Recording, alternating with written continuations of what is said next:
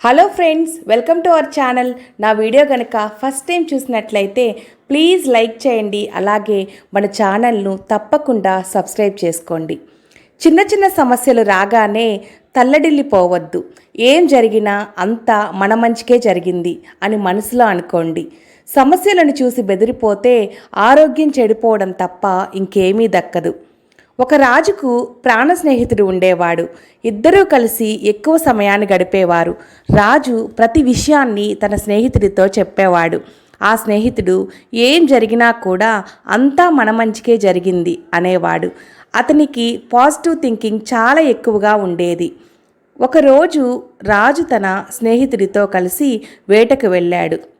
దట్టమైన అడవిలో రాజు వేటాడుతూ ఉంటే స్నేహితుడు అతనికి బాణాలు అందించేవాడు. ఓసారి బాణం రాజు చేతికి తగిలి బొటనవేలు తెగి పడిపోయింది. వెంటనే అప్రమత్తమైన స్నేహితుడు ప్రథమ చికిత్సను చేశాడు. ఇద్దరూ కూర్చొని ఎందుకు ఇలా జరిగిందో అనుకున్నారు. చివరిలో స్నేహితుడు ఏం జరిగినా అంతా మన మంచికే జరుగుతుంది అని అన్నాడు. దానికి రాజుకు విపరీతమైన కోపం వచ్చింది. తన బొటనవేలు ఊడి పడిపోతే స్నేహితుడు మంచే జరిగిందని అనడం ఆయనకు నచ్చలేదు. వెంటనే కొంతమంది భటులను పిలిచి తన స్నేహితుడిని 2 నెలల పాటు జైల్లో ఉంచాల్సిందిగా చెప్పాడు. 2 నెలల పాటు రాజు ఒంటరిగానే వేటకు వెళ్ళాడు. ఓసారి వేటకు వెళ్ళి తప్పిపోయాడు. ఎటు వెళ్ళాడో తెలియదు. ఓ చోట నరమాంస భక్షకులు ఆయనకు ఎదురయ్యారు. రాజును చూసి అతడిని తమ ప్రాంతానికి తీసుకెళ్లారు. అతన్ని ఒక చెట్టుకు కట్టి చుట్టూ మంట పెట్టేందుకు కర్రలు పేర్చారు. ఆ మంటల్లో రాజుని ఆహుతి చేసి అతన్ని తినేయాలి అన్నది నరమాంస భక్షకుల ప్లాన్. కట్టెలకు నిప్పు పెట్టేందుకు సిద్ధమవుతుండగా రాజుకు బొటనవేలు లేని సంగతి కనపడింది. ఆ నరమాంస భక్షకులకు మూఢనమ్మకాలు ఎక్కువ. మనిషిలో ఏదైనా లోపం ఉంటే వారు అతన్ని తినరు. వెంటనే రాజును వారు వదిలేశారు.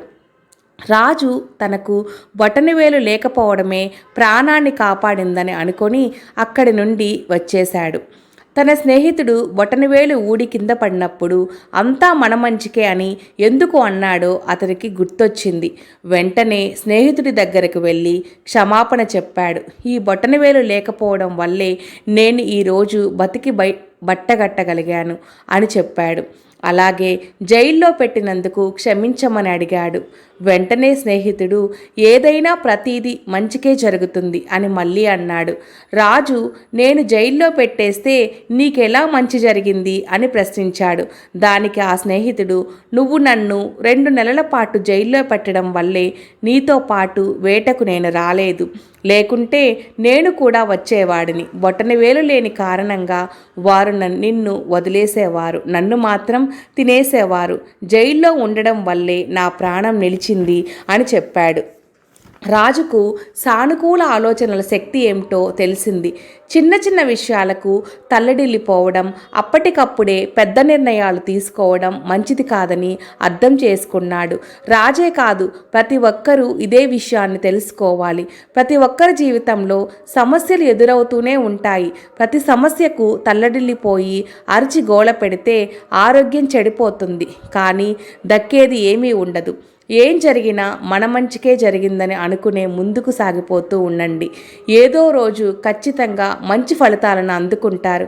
ఈ వీడియోపై మీ విలువైన అభిప్రాయాన్ని కింద కామెంట్ చేయండి. మరొక మంచి వీడియోలో మళ్ళీ కలుద్దాం. అంతవరకు సెలవు.